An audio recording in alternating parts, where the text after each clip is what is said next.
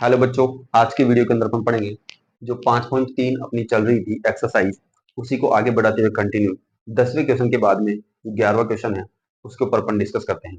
अपने दोस्तों के साथ इस वीडियो को जरूर शेयर करें। ठीक है, आइए शुरुआत करते हैं अपन क्वेश्चन नंबर 11।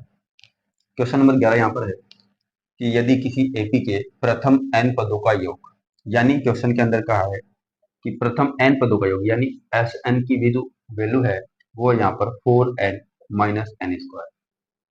जो एस एन की जो वैल्यू है प्रथम पदों का योग वो इस प्रकार है कि S N equal to 4n minus N square. N पदों के लिए बोला है कि यहाँ पर एन पद आ चुके हैं, तो इसका प्रथम पद यानी S1 आपको निकालना है। क्या होगा? प्रथम दो पदों का योग क्या होगा यानी S2 क्या होगा, ये अपने को निकालना है। दूसरा पद क्या होगा? दूसरा पद यानी A2 क्या होगा। इसी प्रकार तीसरा पद क्या होगा? A3 क्या होगा। फिर 10वां पद A10 क्या होगा। इसी प्रकार से एन क्या होगा, इन सब की अपन बात करने वाले हैं। यानी एक ही क्वेश्चन के अंदर बहुत सारे क्वेश्चन पूछे गए हैं। एक यहाँ पर पूछा है कि पहला पद जिसको अपन S1 से कहेंगे या फिर इसी को कहते हैं अपन A1। A1 और S1 सेम होते हैं। फिर पूछा अगले क्वेश्चन के अंदर कि S2 की वैल्यू क्या होने वाली है, A2 की वैल्यू क्या होने वाली है, A3 की वैल्यू क्या होने वाली है, इसी प्रकार A10 की वैल्यू क्या होगी, और लास्ट में पूछा है कि AN क्या होगा। तो इन सब के बारे में अपन स्टेप बाय स्टेप सोल्व करेंगे, और आप स्टेप बाय स्टेप जरूर देखें, क्योंकि अगर स्टेप बाय स्टेप आपने नहीं समझा तो फिर आपको ये क्वेश्चन समझ में नहीं आएगा। तो सबसे पहले बात करें अपन एस एन, जो फॉर्मूला दे रखा है अपने पास, एस एन इक्वल टू दे रखा है 4n माइनस एन स्क्वायर। जैसे यहाँ से मैं S1 की वैल्यू निकालना चाहूँ तो मैं n बराबर क्या रखूंगा, 1 रखूंगा, क्योंकि ये मेरे को यहाँ पे बनाना है 1। S1 बनाना है तो यानी n का मान होना चाहिए अपने पास 1। तो जैसे मैंने यहाँ पर 1 रखा n का मान, तो मैं इसको सोल्व करूंगा तो S1 इक्वल 4, जहां पर n है वहां पर मैं रखूंगा 1 माइनस 1 का स्क्वायर। ठीक है, S1 की वैल्यू यहाँ से आसानी से जाएगी 4। 4 इंटू एक 4 होता है, एक का स्क्वायर 1 होता है, यानी S1 की जो वैल्यू है वो 3 आ जाएगी।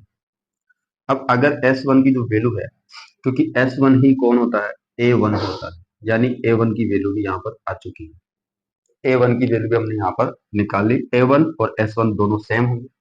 फिर इसके बाद में पूछा S2 की जो वैल्यू है वो क्या होने वाली है। S2 की वैल्यू पर निकालें तो यहाँ पर अपने को जैसे S1 की निकाली तो n बराबर 1 रखना पड़ा, और S2 की निकालेंगे तो n बराबर आपको 2 रखना है।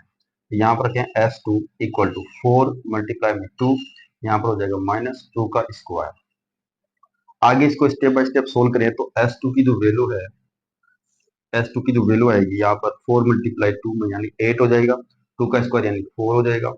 माइनस करेंगे तो S2 की जो वैल्यू है वो कितनी आएगी, यहाँ पर आ जाएगी 4। ठीक है, S2 की जो वैल्यू है यहाँ पर आ रही है अपने पास 4, 8 में से 4 हटाएंगे तो 4 आ रही है। अब यहाँ पर ध्यान देने वाली बात है कि A2 कौन होगा। A2 कौन होगा, क्योंकि A1 हमने S1 हमने निकाला, जिसको अपन A1 भी कहते हैं, लेकिन S2 निकाला है, लेकिन यहाँ पर A2 नहीं होगा। S2 A2 के बराबर नहीं होता, S1 A1 के बराबर जरूर होता है।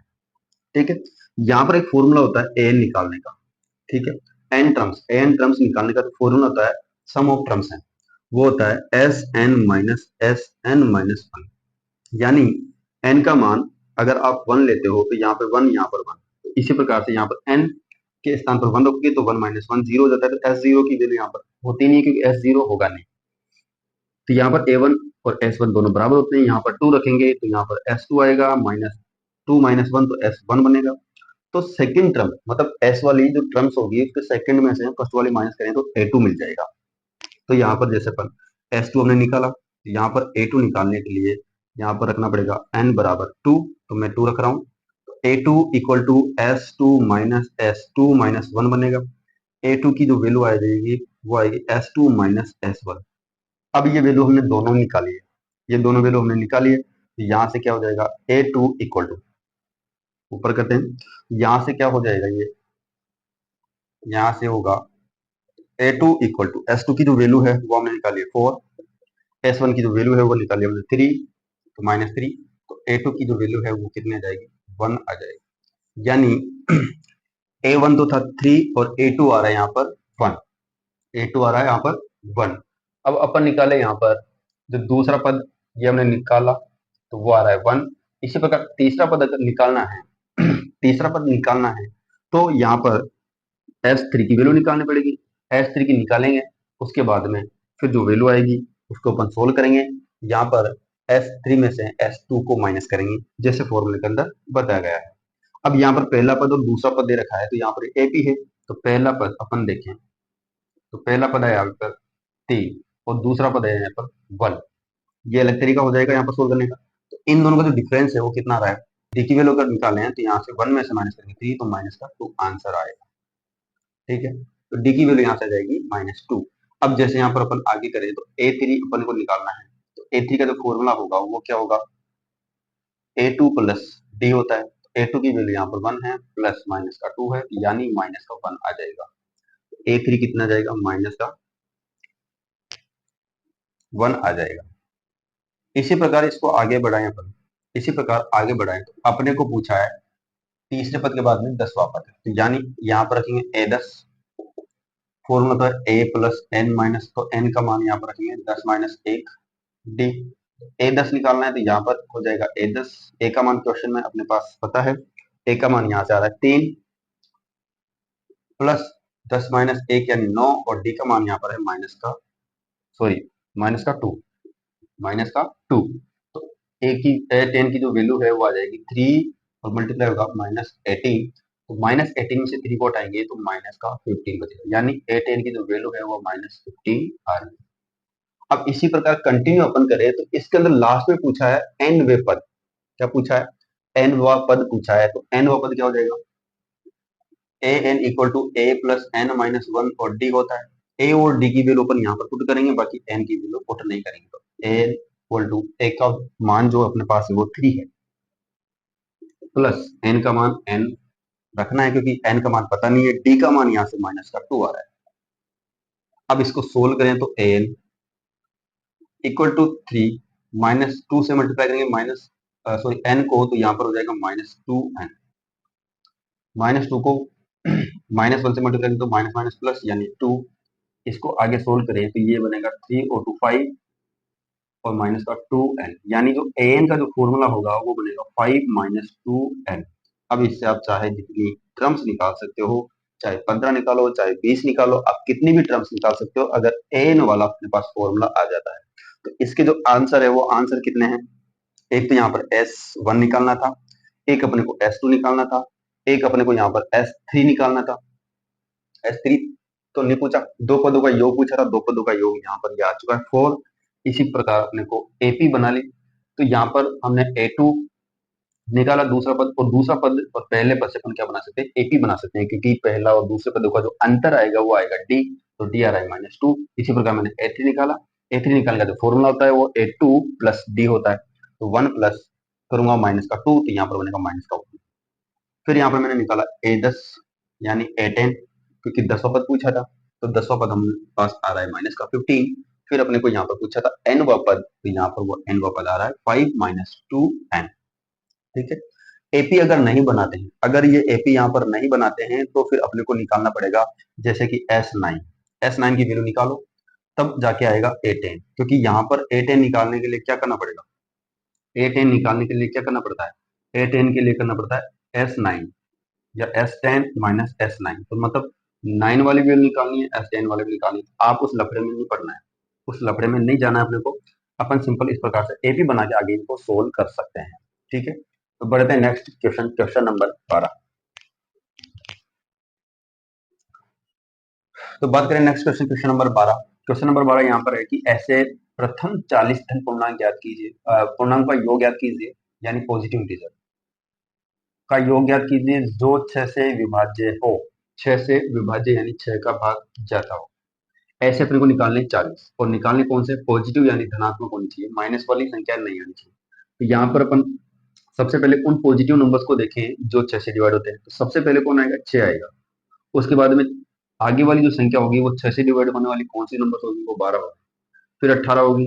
इसी प्रकार से कंटिन्यू चलेंगे, कहाँ तक चलना है अपने को, 40 पदों तक चलना है, 40 पदों तक चलना है। तो यहाँ पर 40वां पद। ठीक है, अब ये बन चुकी है अपने पास एपी, क्योंकि इनका जो डिफरेंस है, कॉमन डिफरेंस है वो सेम आ रहा है, यानी डी की वैल्यू क्या आ रही है अपने पास, बराबर आ रही है, बिल्कुल भी बराबर।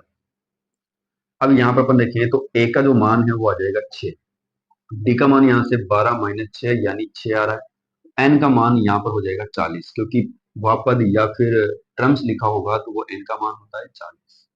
अब अपने को पूछा है क्वेश्चन के अंदर 40 पदों का योग निकालना है, 40 धन पूर्णांकों का योग निकालना है, यानी S40 अपने को निकालना है, S40 40 पदों का योग निकालना है, ये अपने को पूछा है क्वेश्चन के अंदर।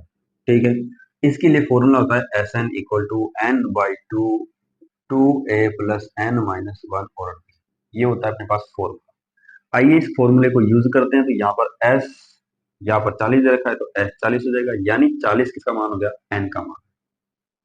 तो 40 बट्टी में 2, 2a का मान 6 है, प्लस 40 माइनस 1 मल्टीप्लाई में 6, क्योंकि d का जो मान है वो भी 6 है। दो की टेबल से डिवाइड हो रहा है ये 20 बार, तो s 40 हो जाएगा बच्चों। यहाँ पर हो जाएगा 20, इधर हो जाएगा 6 दो 12, यहाँ पर हो जाएगा 40 में से घटाओ 39 मल्टीप्लाई 6। ठीक है, आगे अपन करें तो S40 बराबर 20, ये मल्टीप्लाई में 20, यहाँ पर 12 प्लस इसको मल्टीप्लाई करें तो 9 6 54, 6 18, और 18 और 5 होता है यहाँ पर 23, तो ये होगा 234। इन दोनों को अपन ऐड करें, यहाँ पर S40 की जो वैल्यू आएगी वो आ जाएगी 20 मल्टीप्लाई में, इन दोनों को ऐड करेंगे तो 36 46 246 आ रहा है, 246 आ रहा है। S40 की जो वैल्यू आएगी 20 को मल्टीप्लाई करेंगे, यहाँ पर 0 का 0, 6 दो 12, 4 8 9 और 2 दूनी 4, 4920 इसका आंसर आ रहा है। 40 पॉजिटिव नंबर्स, तो 40 पॉजिटिव जो नंबर्स होंगे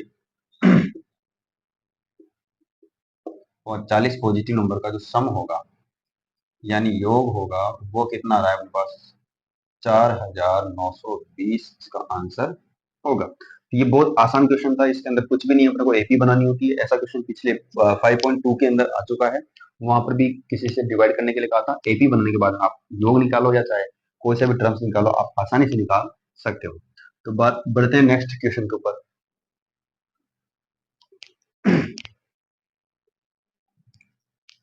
बात करें क्वेश्चन नंबर 13 यानी 13। आठ के प्रथम आठ के प्रथम 15 गुणजों का योग याद कीजिए। योग याद करवा रहा है कितनों का, 15 गुणजों का। जो गुणज करना है वो किन का करना है, 8 का। गुणज का मतलब यहाँ पर हो गया मल्टीपल,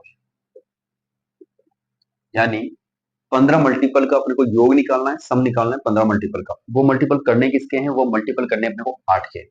8 के 15 मल्टीपल अपने को निकालने, उनका योग अपने को फिर करना है। S15 अपने को निकालना है, यानी सबसे पहले अपन देखें तो 8 के गुणज निकालो पहले।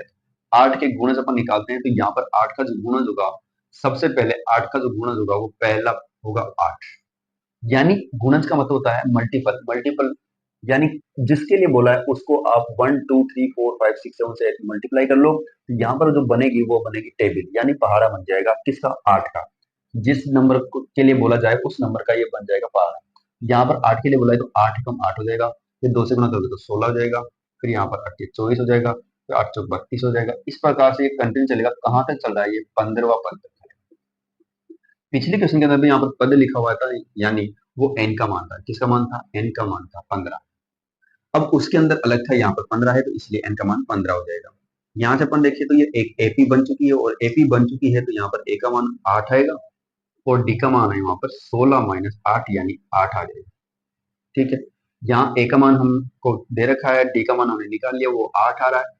एन का मान क्वेश्चन के अंदर 15 दे रखा है, तो हम आसानी से निकाल सकते हैं। योग पूछा है यानी सम पूछा है, अपने को सम करना है 15 पदों का, तो यहाँ पर बन जाएगा S15। यही अपने को निकालना है, इसका आंसर अपने पास आना चाहिए। इसके लिए फॉर्मूला पर यूज करेंगे Sn equal to N by two, 2a plus N minus one D.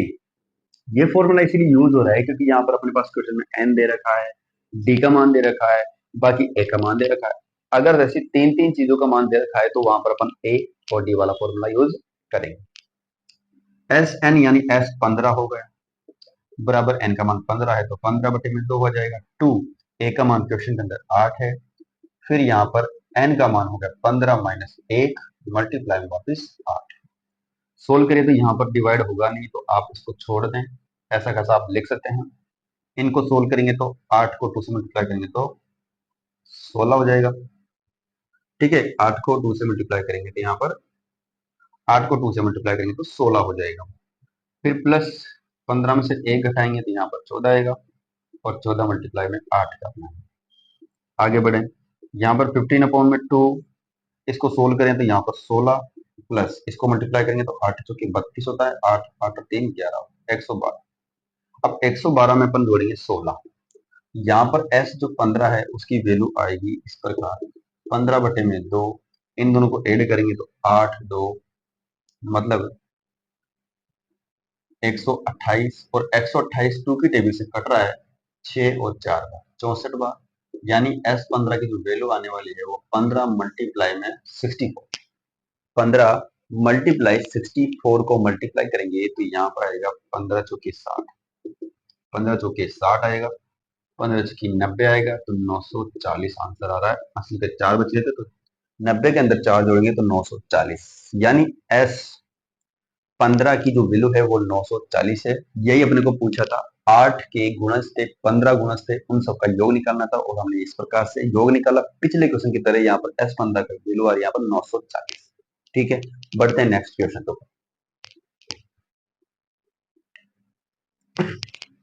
देखते हैं नेक्स्ट क्वेश्चन, क्वेश्चन नंबर 14 यानी 14। 0 और 50 के बीच विषम संख्या, विषम यानी ओड नंबर, ओड नंबर की बात कर रहा है यहाँ पर। कहां से कहां तक? 0 से लेकर 50 तक के जितने भी ओड नंबर है उन सबका क्या निकालना है? योग निकालना है। तो 0 से 50 के बीच की विषम संख्याओं का योग ज्ञात कीजिए। अब पहले तो अपने को देखना है कि वो ये संख्या कितनी होगी, ये अपने को पता नहीं है। अपन गिनेंगे तो यहाँ पर n का मान पता चल जाएगा, लेकिन अपन देखते हैं, केवल अपन यहाँ पर बनाते हैं एपी। ठीक है, इस एपी की सहायता से अपन पूरा क्वेश्चन सोल्व कर लेंगे। सबसे पहले अपन एपी देखें तो यहाँ पर 0 से लेकर 50 तक की संख्याओं के बीच की पूछा है, बीच में पूछा है, और संख्या कौन सी होनी चाहिए? विषम संख्या यानी ओड नंबर आने चाहिए। तो सबसे पहला जो ओड नंबर आता है 0 के बाद में वो आता है यहाँ पर 1, फिर आएगा यहाँ पर 3, फिर आएगा यहाँ पर 5, फिर आएगा 7। इस प्रकार कंटिन्यू चलते रहेंगे, और लास्ट में जो ओड नंबर आता है वो आता है 49। क्योंकि यहाँ पर जो 50 है वो 50 कौन सा नंबर हो जाएगा? 50 हो जाएगा यहाँ पर A1 नंबर, यानी सम संख्या है। तो सम संख्या अपने को नहीं लेनी है, क्वेश्चन के अंदर यहाँ पर ओड नंबर के लिखा है, तो आपको ओड नंबर ही लेना है। अब यहाँ पर एक एपी बन चुकी है, क्योंकि यहाँ पर जरूरत थी अपने को एपी की। एपी जैसे बन जाती है तो एपी बनने के बाद में अपन कोई सा भी क्वेश्चन पूछे क्वेश्चन के अंदर आप आसानी से निकाल सकते हो। यहाँ पर अपन देखें तो इस एपी से ए का जो मान है वो आ रहा है 1, डी का जो मान है यहाँ से आ रहा है 3 - 1, यानी 2 आ रहा है। मतलब सभी नंबर्स के बीच में जो अंतर है वो है 2 का। यहाँ पर टर्म्स ना लिखा हुआ है ना पद लिखा हुआ है, तो इसका मतलब हो गया यहाँ पर एन का मान हो गया 49। ठीक है, ए का मान क्वेश्चन के अंदर दे रखा है, डी का मान दे रखा है 2, और यहाँ पर एन का मान दे रखा है, तो यहाँ पर 49। ठीक है, ए एन हो गया 49।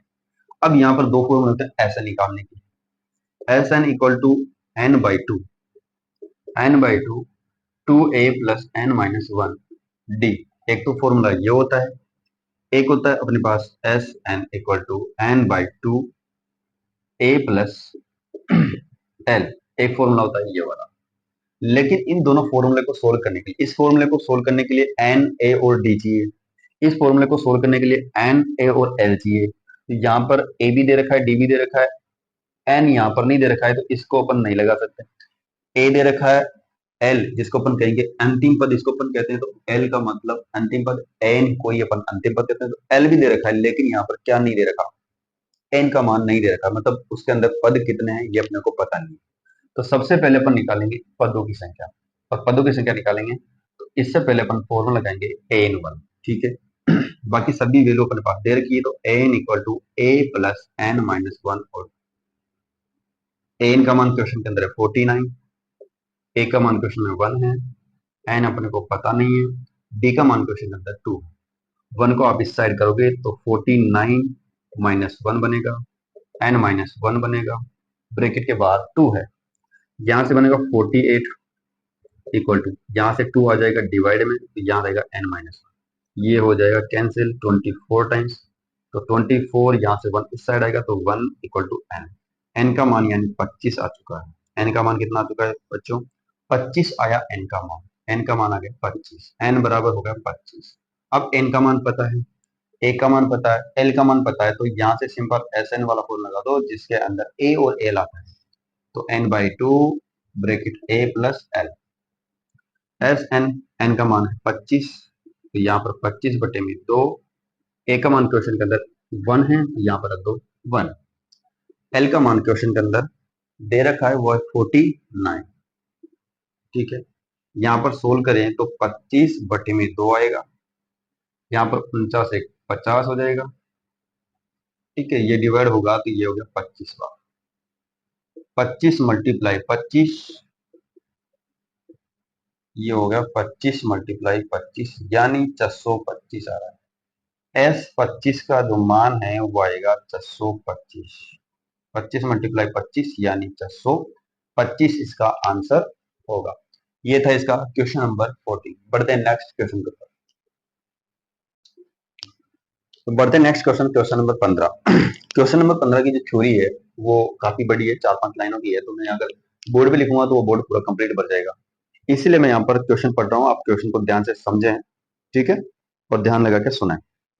क्वेश्चन है कि निर्माण कार्य से संबंधित किसी ठेके में, कोई निर्माण कार्य है उसके अंदर जो भी कार्य वो ठेके के अंदर दिया जाता है, मैं एक निश्चित तिथि के बाद कार्य को विलंब से पूरा करने के लिए जुर्माना लगाने का प्रावधान इस प्रकार है। यानी कोई कार्य ठेके में दिया जाता है, अगर वो समय के पहले उस कार्य को नहीं कर पाता है तो उसके बाद में पेनल्टी के द्वारा यानी विलंब शुल्क उसका लगाया जाएगा। वो कितना है इसके ऊपर देखते हैं। पहले दिन के लिए 200 रुपये, अगर एक दिन लेट हो जाते हैं काम से तो 200 रुपये, 2 दिन हो जाते हैं तो 250 रुपये, 3 दिन हो जाते हैं तो 300 रुपये इत्यादि। इसी प्रकार कंटिन्यू चलता रहेगा।